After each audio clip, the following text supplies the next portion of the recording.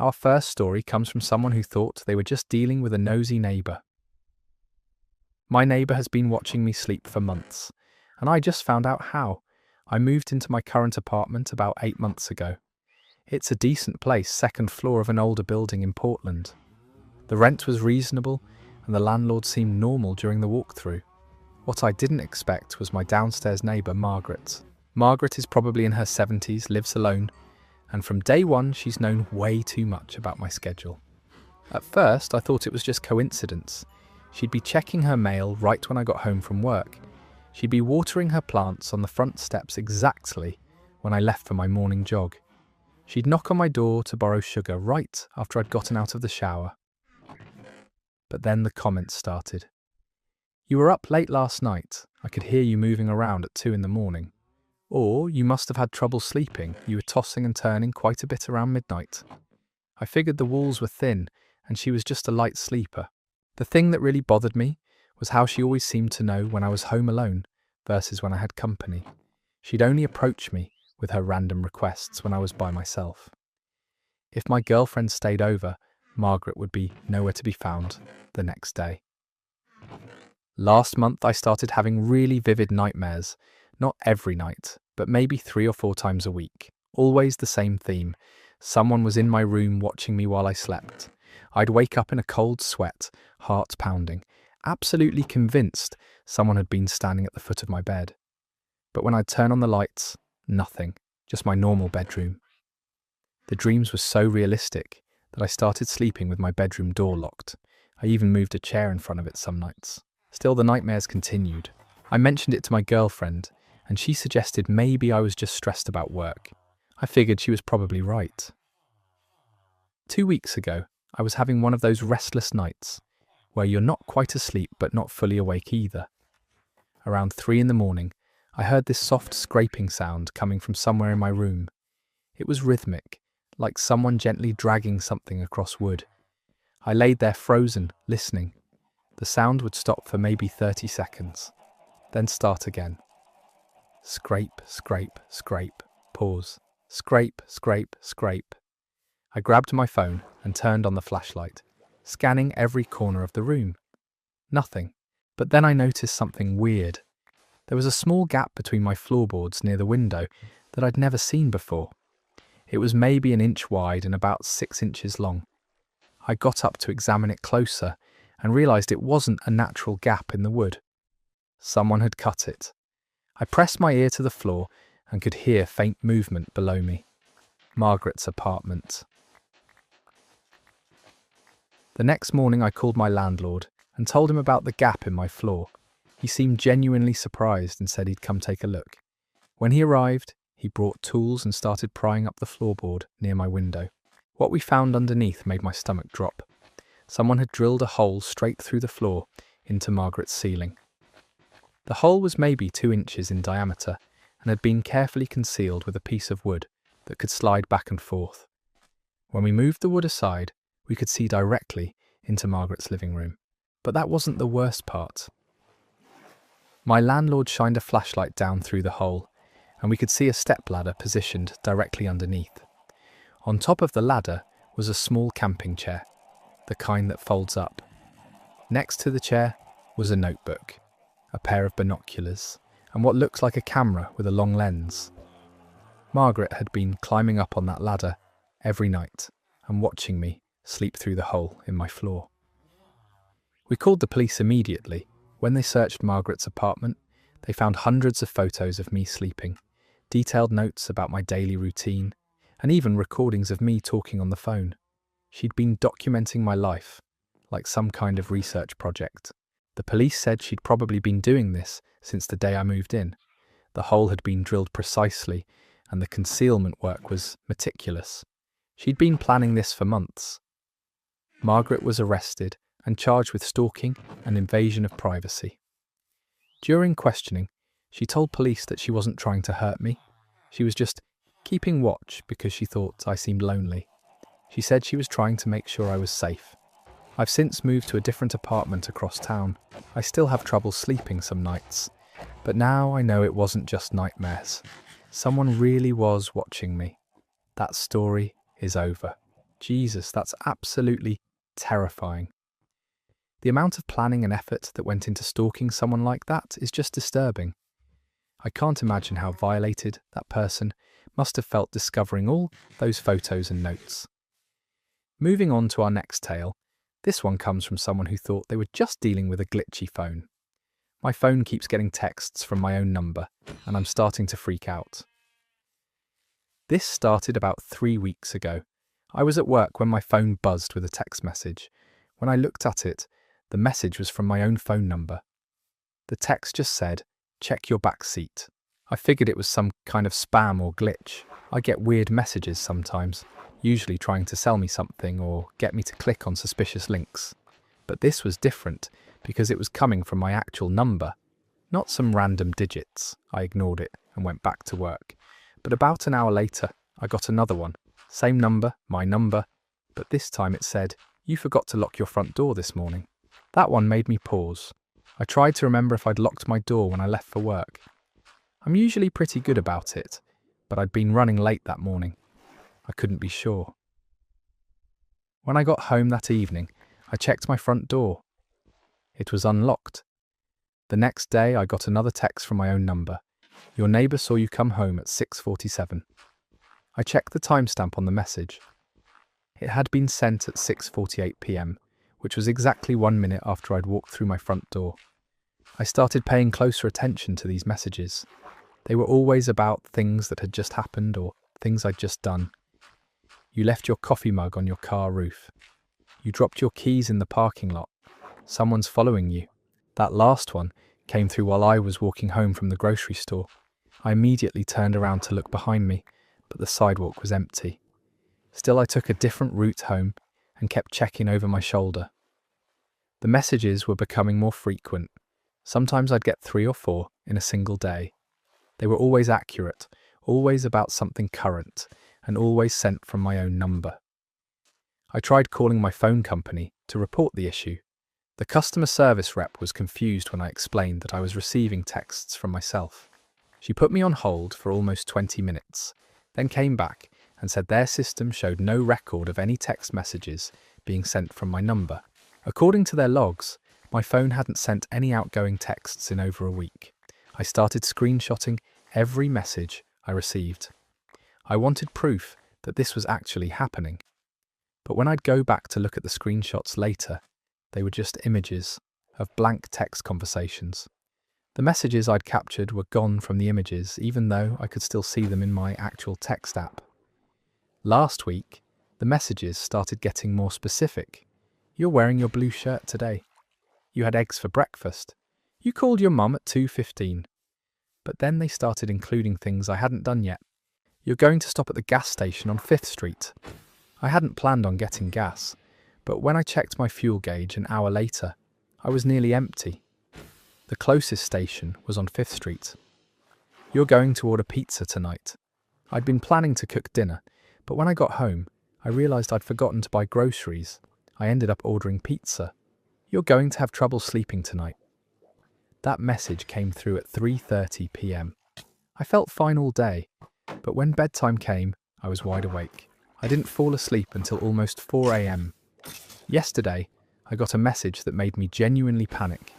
"You're going to find something in your closet tonight. I've been avoiding my bedroom all day. I'm currently sitting in my living room writing this, and I can't bring myself to go check my closet. Part of me thinks this is all just some elaborate prank or coincidence, but the other part of me, the part that's been right about everything else, is telling me that I need to look." I just got another text from my own number. It says, "You're reading this message at 11:43 p.m. The timestamp shows 11:42. It's currently 11:43. I think I need to check that closet. That story ends there. Well, that's genuinely unsettling. Whether it's some kind of supernatural occurrence or just an incredibly sophisticated form of harassment, getting predictive messages from your own phone number would mess with anyone's head. The fact that they were accurate about future events makes it even more disturbing. Our third story tonight comes from someone who discovered their roommate had some very strange habits. "I found out my roommate has been collecting my hair for 6 months. I've been living with my roommate Jake for about a year now. We found each other through a roommate matching app, and things have been pretty normal. He's quiet, keeps common areas clean, pays his rent on time. We're not friends exactly, but we coexist peacefully. Jake works nights at a warehouse, so our schedules don't overlap much. I usually see him for maybe 5 or 10 minutes in the evening when he's getting ready for work, and I'm winding down for the night. Weekends, he mostly stays in his room playing video games or sleeping. About 2 months ago, I started noticing that my hairbrush was always perfectly clean. I have pretty thick hair, and usually my brush accumulates a decent amount of hair between cleanings. But suddenly, every morning, it was spotless. Not just clean, but like meticulously cleaned.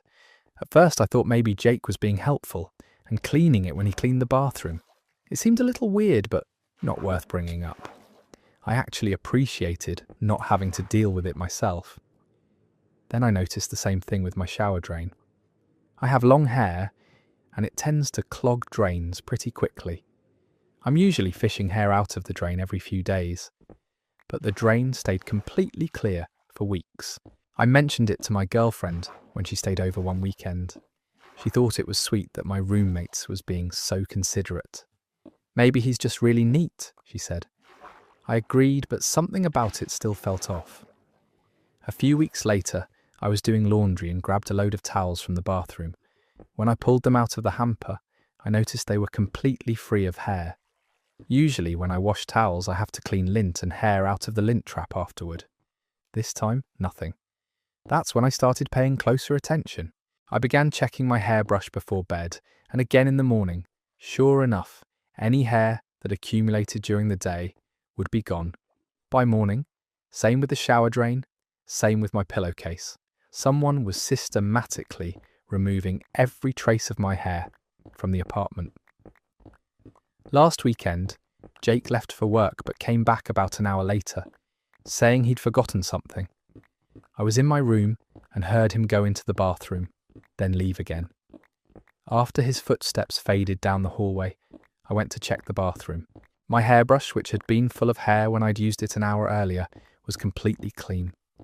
I decided I needed to figure out what was going on. Yesterday, I set up a small camera in the bathroom, hidden behind some toiletries on the counter. I made sure to leave plenty of hair in my brush before I went to bed. When I checked the footage this morning, I saw Jake enter the bathroom around 3 a.m. with a small plastic bag and what looked like tweezers. He spent almost 15 minutes carefully removing every single hair from my brush, placing each one individually into the bag. Then he moved to the shower and used the tweezers to extract hair from the drain. But that wasn't all. The camera caught him going through the bathroom trash, pulling out tissues I'd thrown away and examining them closely. If he found any hair, it went into the bag. I was disturbed but curious. Where was he putting all this hair? I waited until he left for work that evening, then searched his room. I found the hair in his closet. All of it, organised in labelled plastic bags by date, going back 6 months. There were dozens of bags, each one containing what looked like every strand of hair I'd lost since we'd been living together. But it gets weirder. Next to the bags was a notebook filled with detailed observations about my hair, colour variations, thickness, length measurements. He'd been documenting everything like some kind of scientific study. On the last page of the notebook, he'd written, "Collection complete soon. Ready for next phase." I have no idea what the next phase is supposed to be, and I don't want to find out. I'm moving out this weekend and I haven't told Jake. I'm just going to pack my stuff while he's at work and leave. The whole thing has me completely creeped out. I keep thinking about him sneaking around the apartment at night, collecting pieces of me while I slept. I don't know if this is some kind of weird fetish or something more sinister, but I'm not sticking around to find out. I did take photos of everything I found in his room as evidence, just in case I need to involve police later. But for now, I just want to get as far away from this situation as possible. And that story comes to an end. That is absolutely skin-crawling behaviour. The methodical collection and documentation makes it feel like the setup for something much worse. Smart move getting out of there immediately, rather than confronting someone who's clearly been obsessing over you for months. Let's move into our next story, which comes from someone who started noticing some very odd patterns in their daily routine. Everyone in my neighbourhood has the exact same daily routine, and I think I know why. I moved to Millbrook Heights about 4 months ago. It's one of those newer suburban developments where all the houses look basically identical, but the rent was cheap, and it seemed like a quiet place to start over after my divorce. The first thing I noticed was how punctual everyone was. Every morning at exactly 7:15, I'd see my neighbour across the street, Mr. Chen, leave his house in his blue Honda Civic. At 7:17, the woman 2 doors down would come out to get her newspaper. At 7:20, the guy next to her would start his motorcycle and leave for work.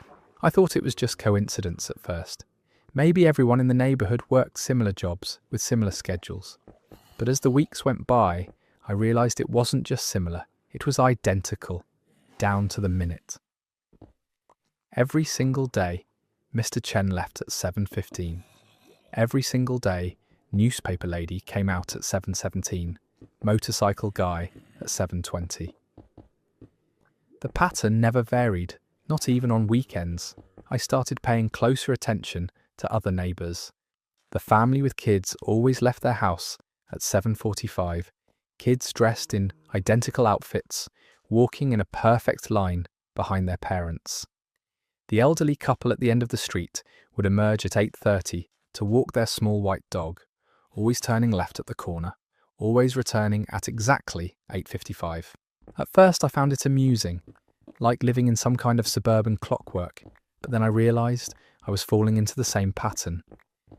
Without meaning to, I started leaving for work at 7:30 every morning.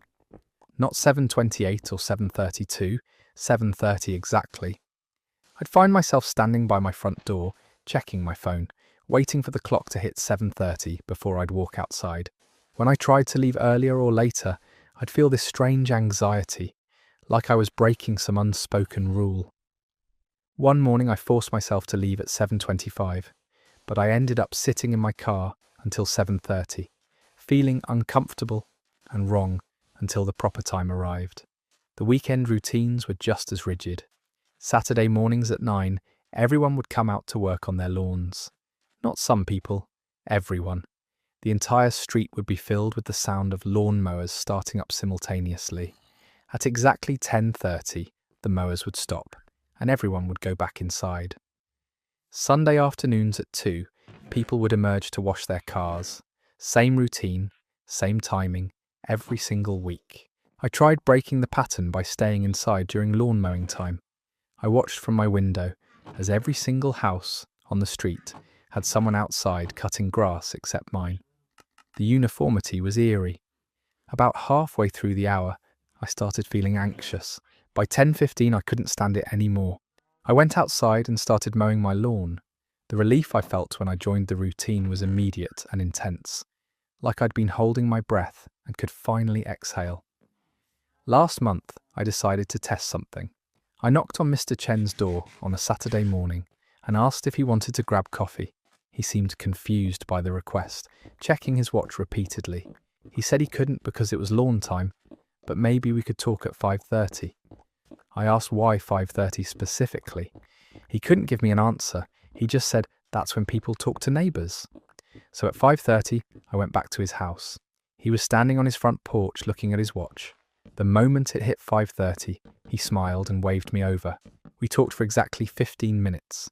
Pleasant conversation about the weather, how nice the neighbourhood was, general small talk. But at 5:45, he suddenly looked at his watch again and said he needed to go inside. It was time for dinner preparation. I asked him who decided these schedules. He looked at me blankly and said, no one decided anything. This was just how things worked in Millbrook Heights. That night I couldn't sleep, so I looked out my bedroom window. At around midnight, every single house on the street was dark except for one room in each house. The same room, positioned in the same location, relative to the street. A soft blue glow came from each window, like everyone was watching television. The next morning I asked my neighbour about what everyone watches late at night. She seemed confused and said she doesn't watch television at night. She goes to bed at 10:30 and wakes up at 6:45, same as everyone else. But I've been watching every night since then. Same blue glow, same windows, every house. It turns on at midnight and goes off at exactly 6 in the morning. I tried staying up to watch what was on my own TV at midnight, but I keep falling asleep on the couch around 10:30. I don't remember making the decision to sleep. I just find myself waking up in bed the next morning at 6:45. Yesterday, I found something that made everything click into place. I was cleaning out my garage and found a folder that must have been left by the previous tenant. Inside were dozens of documents about something called the Millbrook Community Wellness Initiative. The papers described a pilot program designed to reduce neighborhood stress and conflict through synchronized daily routines. Residents would be guided into optimal schedules that promoted community harmony and individual well-being. The program was supposed to be voluntary, but the documents mentioned something about environmental factors that would encourage participation. One page had a schedule grid that matched exactly what I'd been observing. 7:15 departure time for Unit 12, which was Mr. Chen's house. 7:17 newspaper retrieval for Unit 8. Everything was planned out to the minute. The last document in the folder was a resident evaluation form. It had my name on it, even though I'd only lived here for 4 months. Under integration status, someone had written, progressing normally. Subject shows expected resistance, but compliance increasing. Recommend continuation of current protocol. I don't know what the current protocol is, but I think I'm starting to understand why everyone's routine is so precise, and why I feel wrong when I try to break it. The scary part is that I'm not sure I want to break it anymore. The routine is comforting. It makes life simple. I know exactly what I'm supposed to be doing, and when I'm supposed to be doing it. I just wish I knew what happens during those 6 hours every night when the blue light is on, and I can't remember anything until morning. That story ends there. That's genuinely chilling. The idea of an entire neighborhood being subtly controlled without their conscious awareness is terrifying, especially the part about losing 6 hours every night. The slow realization that the protagonist is becoming compliant despite knowing something is wrong makes it even more disturbing. Our next story comes from someone who thought they were dealing with a simple case of mistaken identity. I keep getting phone calls meant for someone who died in my apartment. I moved into my current place about 5 months ago. It's a studio apartment in an older building downtown. Nothing fancy, but the price was right. The previous tenant had apparently moved out in a hurry, leaving behind some furniture and a bunch of mail that kept showing up for weeks after I'd moved in. The name on most of the mail was David Kowalski. I dutifully wrote, "Return to sender," on everything and dropped it back in the mailbox. Eventually, the mail stopped coming, and I figured that was the end of it. But then the phone calls started. The first one came about 3 weeks after I'd moved in. My landline rang around 8 in the evening. I picked up and heard an elderly woman's voice asking for David. "I'm sorry, there's no David here," I told her. "I think you have the wrong number." She sounded confused. "This is David's number. I'm his mother. Is he there?" I explained that I'd just moved into the apartment and the previous tenant had moved out. She seemed flustered and hung up. The calls kept coming. Different people, but always asking for David Kowalski. His mother called several more times, increasingly upset each time I told her he wasn't there. A man claiming to be his brother called looking for him. Someone from what sounded like a doctor's office called to confirm an appointment. After about a week of this, I decided to call the phone company and see about getting a new number, but when I called, they told me something strange.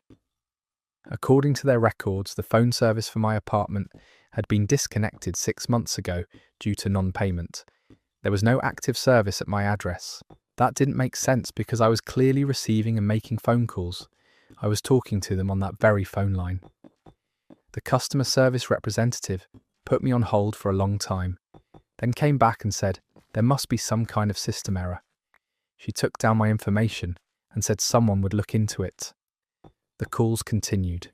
David's mother called almost daily, sometimes crying, asking where her son was and why he wasn't returning her calls.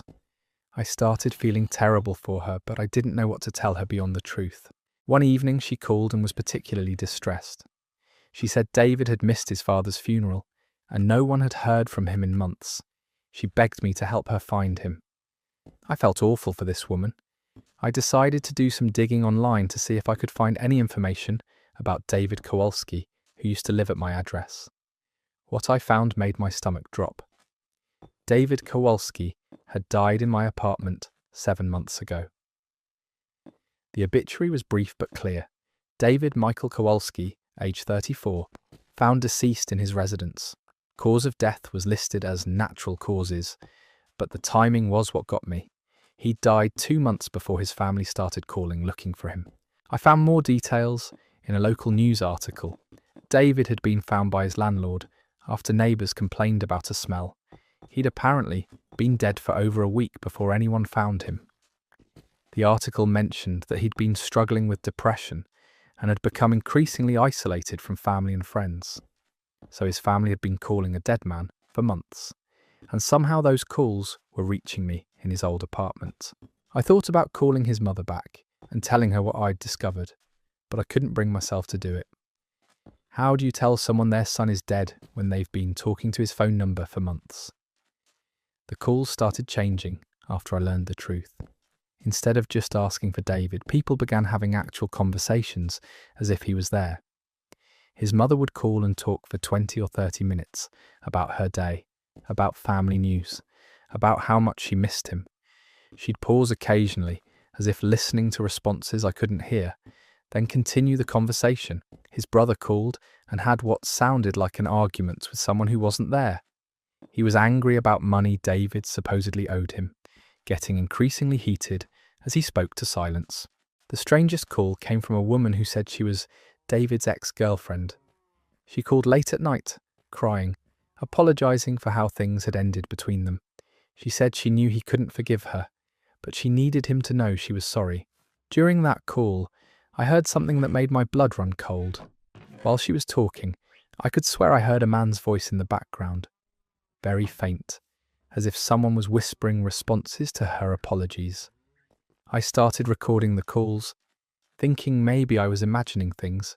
When I played them back, most were just one-sided conversations, but on a few recordings, there were sounds I couldn't explain.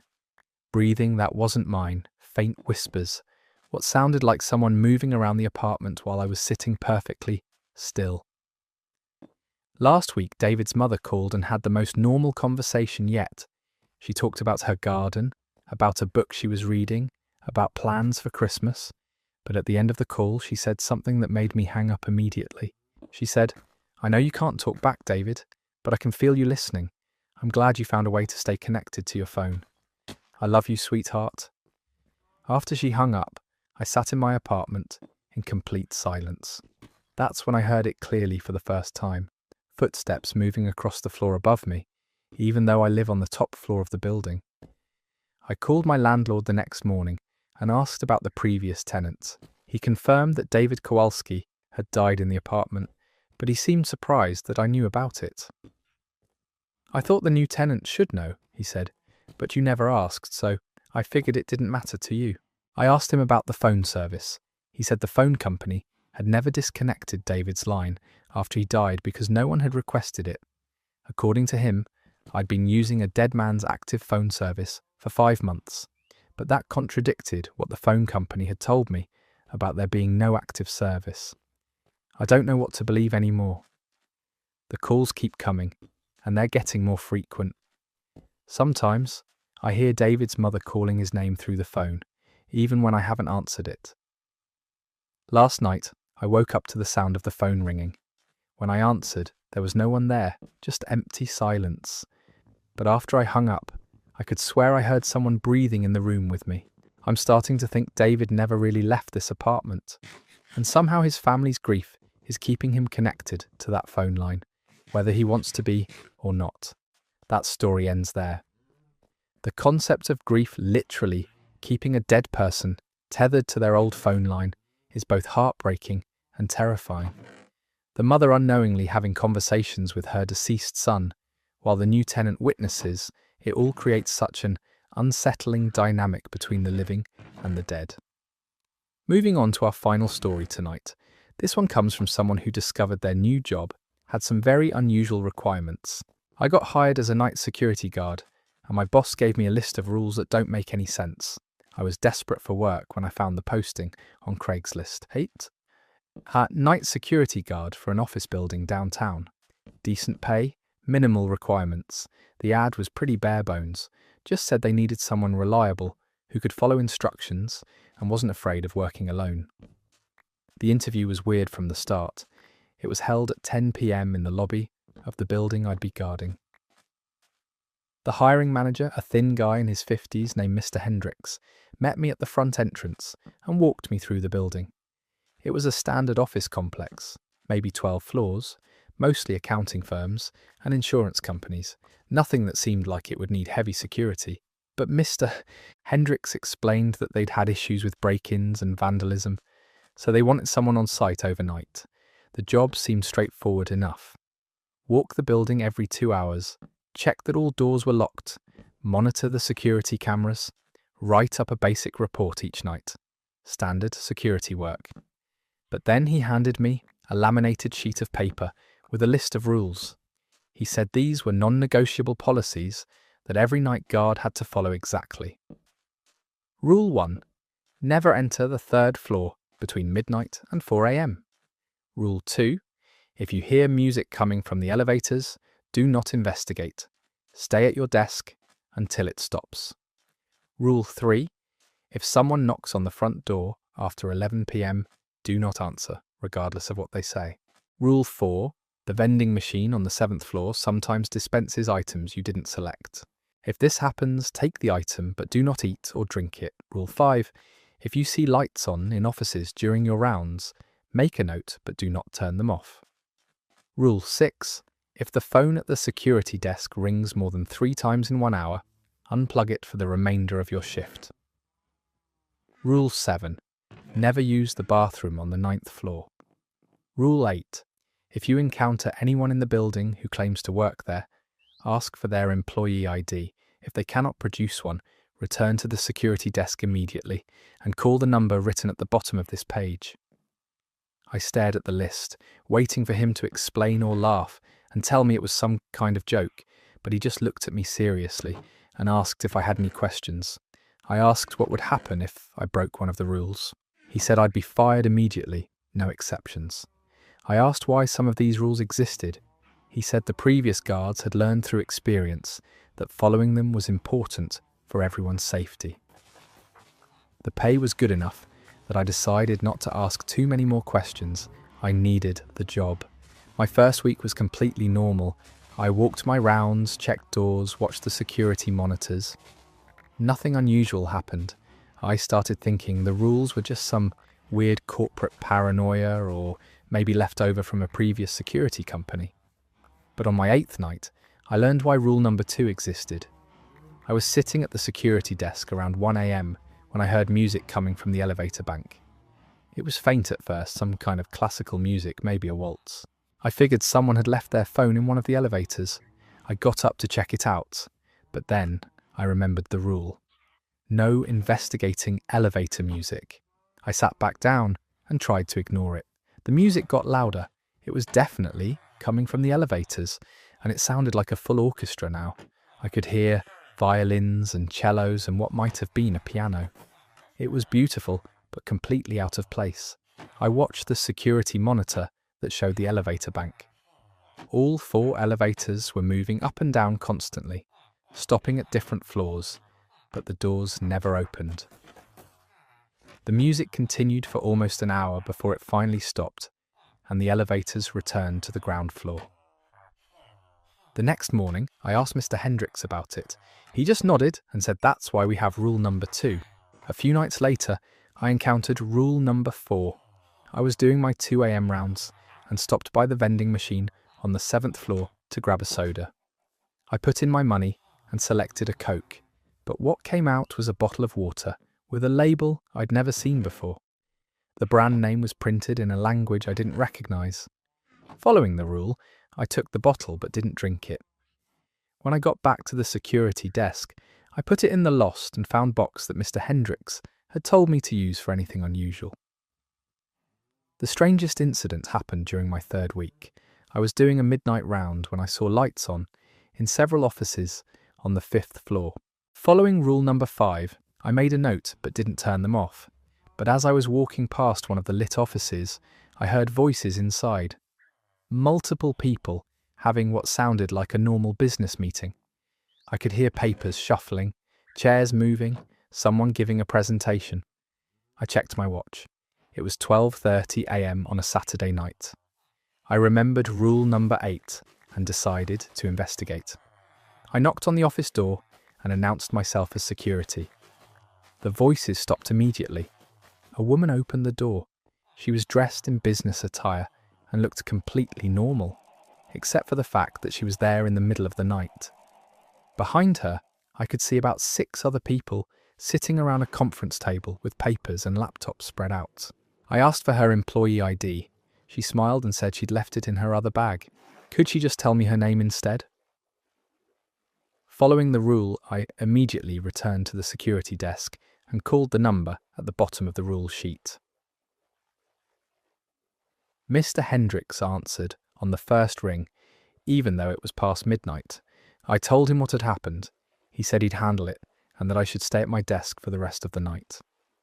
About 20 minutes later, I saw him enter the building through the front door. He went straight to the elevators and up to the 5th floor.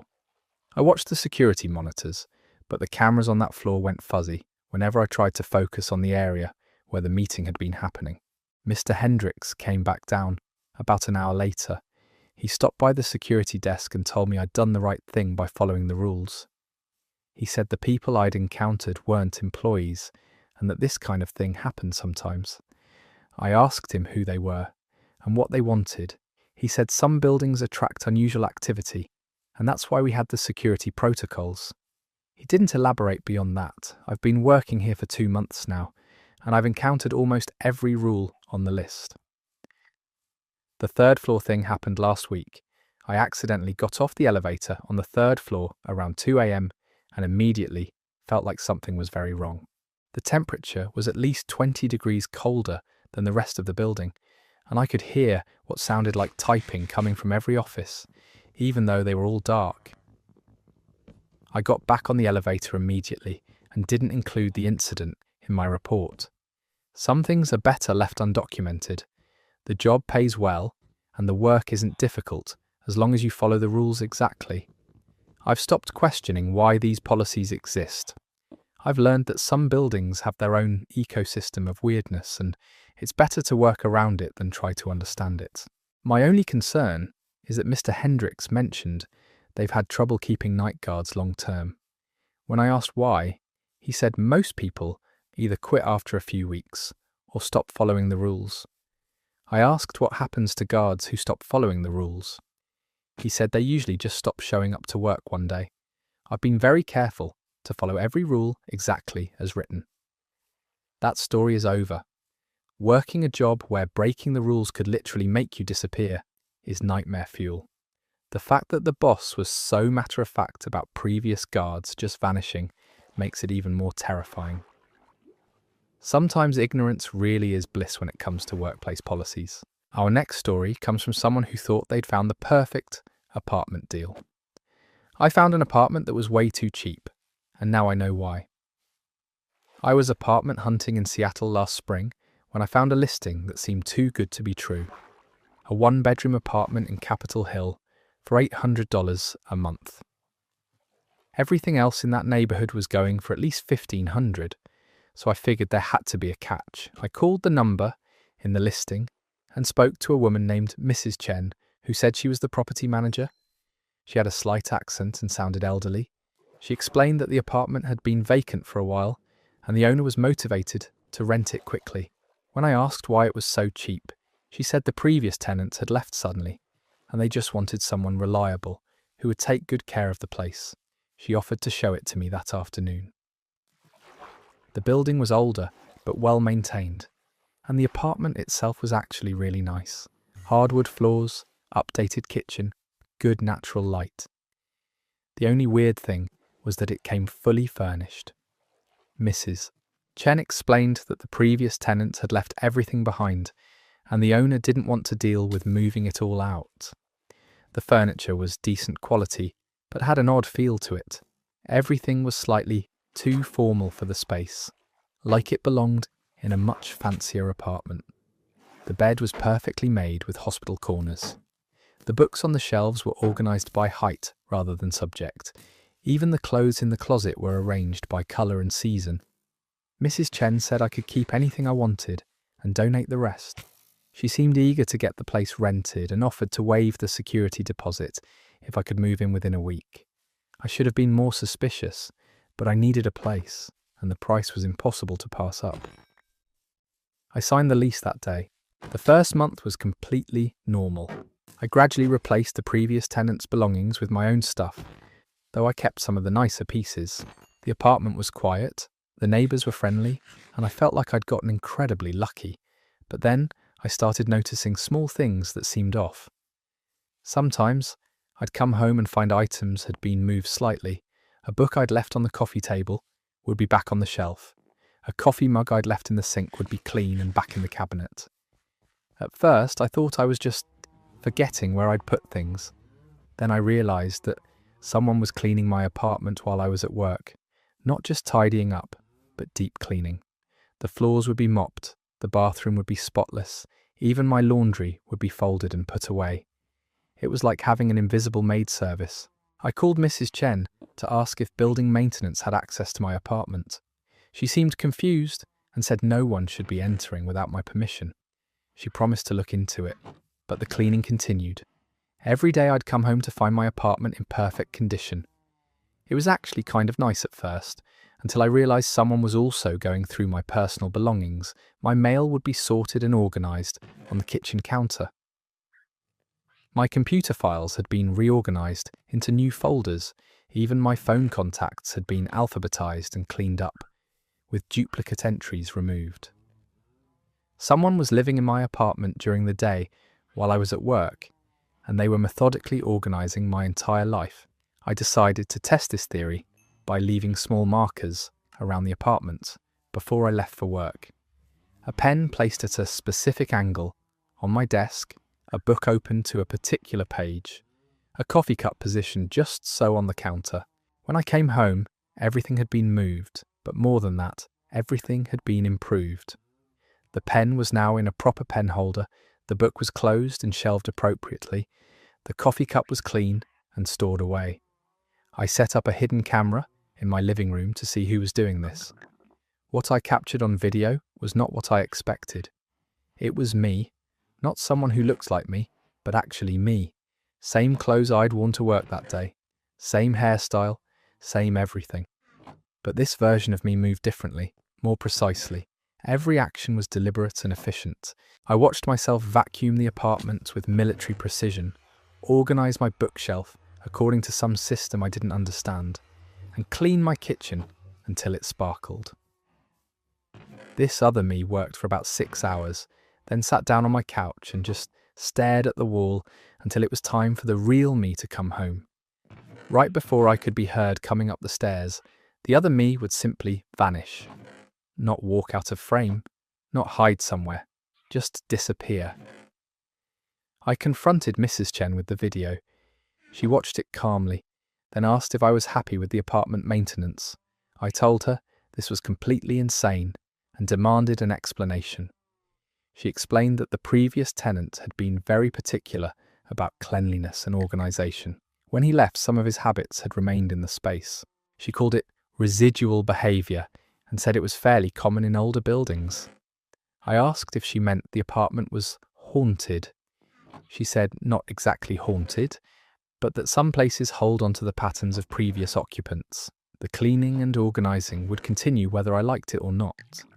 She offered to let me out of the lease with no penalty if I was uncomfortable with the situation. But she also mentioned that most tenants learn to appreciate the arrangement after a while. I decided to stay. The rent was still incredibly cheap, and having a perfectly clean apartment wasn't exactly a hardship. I just had to get used to sharing the space with some kind of echo of the previous tenant. It's been 6 months now, and I've settled into a routine.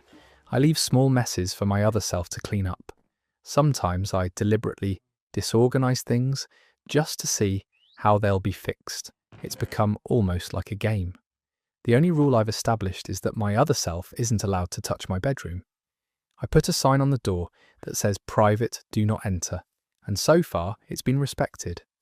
I still don't understand exactly what's happening, but I've learned to coexist with whatever force is maintaining my apartment. The rent is still $800, and I have the cleanest place in the city. Sometimes I wonder what happened to the previous tenant and why his habits are still so strong in this space.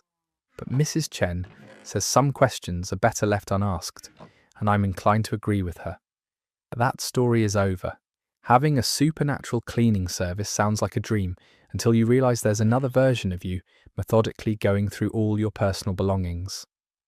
The fact that the previous tenant's obsessive habits literally imprinted on the apartment is both fascinating and deeply unsettling.